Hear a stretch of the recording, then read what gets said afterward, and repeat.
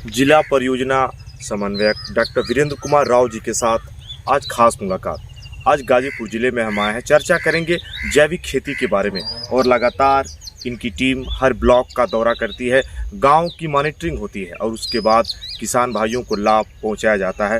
Virendra sir, आपका बहुत बहुत स्वागत। धन्यवाद सर। गाजीपुर जिले की बात करें तो लगातार आपकी टीम काम कर रही है। मैं पूरी जानकारी चाहूँगा और जो किसान भाई जैविक खेती के बारे में जानते हैं या बहुत सारे हैं जो इससे लाभान्वित नहीं हैं, उसकी पूरी रूपरेखा के बारे में मैं जानना चाहूँगा। जैविक खेती ये भारत सरकार और उत्तर प्रदेश सरकार के सहयोग से नमामि गंगे योजना अंतर्गत जो हमारे गंगा नदी के किनारे जो भी ज़िले हैं उनके अंतर जो है हमारा क्षेत्रफल चयनित है। उसमें हम लोग जैविक खेती, रसायन मुक्त जैविक खेती मतलब रसायन मुक्त खेती करने से है।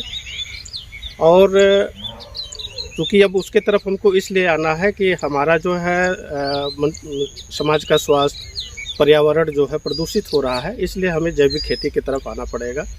और उसमें लागत भी कम है, एक तो उच्च गुणवत्ता वाली फसलें उत्पादित होती हैं और उससे स्वस्थ खाद्यान्न उत्पन्न होता है, जिससे हमारा समाज और पर्यावरण का जो है स्वास्थ्य स्वस्थ होगा, समृद्ध होगा। सर, अगर मैं आपसे जानना चाहूँ, जो किसान भाई देख रहे हैं गाजीपुर ज़िले के जो खेती करते हैं, कैसे मॉनिटरिंग की जाती है कि वो किसान उससे लाभान्वित हो?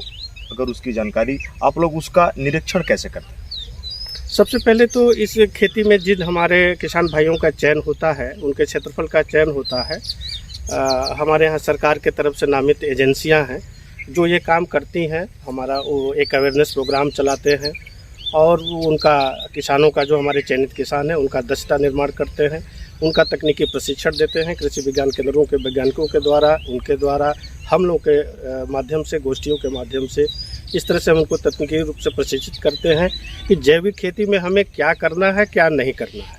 और उसी के साथ साथ हमारे दूसरी एजेंसी नामित होती है जो उनके खेती की प्रमाणीकरण करती है कि वास्तव में जो हमारे जैविक खेती के नॉर्म्स हैं उसको वो फॉलो कर रहे हैं कि नहीं कर रहे हैं।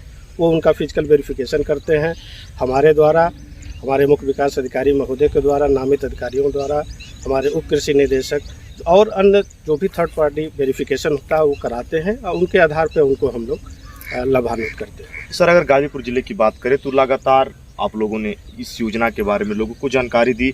आज अंतिम स्टेज पर था, नारी पचदेवरा में था, गाजीपुर ज़िले में भी मुख्यालय पे बड़ा कार्यक्रम होने वाला है। मैं जानकारी जानना चाहूँ। ये हमारा जो भी हमारे इसमें चयनित किसान हैं वो हमारे किसान चयनित तो ज़रूर हैं, और भी जो हमारे किसान हैं, क्योंकि आज नहीं तो कल हमें जैविक खेती की तरफ ही बढ़ना है।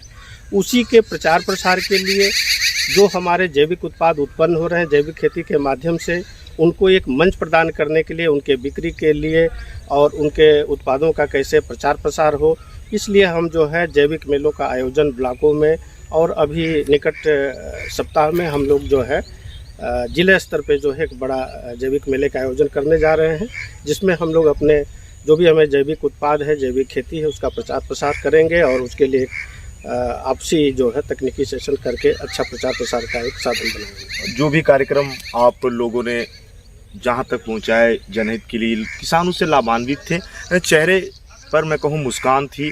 किसान भाइयों से सर आप क्या अपील करेंगे? किसान भाइयों से यही अपील करेंगे कि जो जैविक खेती कर रहे हैं उसको जो है, जो हमारे जैविक खेती के नॉर्म्स हैं उसको फॉलो करें। उसी के हमारे जो एजेंसियों के अधिकारी, जो फील्ड के अधिकारी नामित हैं, उनके मार्गदर्शन में ही खेती का कार्य करें और कम लागत में अच्छा जो है खाद्यान्न, स्वस्थ खाद्यान्न उत्पादन करें और ज़्यादा से ज़्यादा हेक्टेयर में, रकबे में अपना जैविक खेती को बढ़ावें।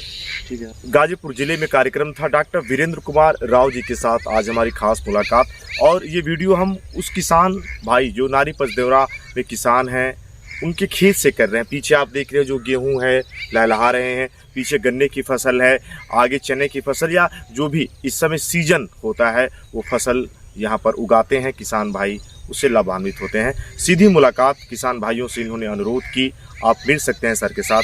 सर, आपने इतना समय दिया, आपका बहुत बहुत धन्यवाद। धन्यवाद आपका भी।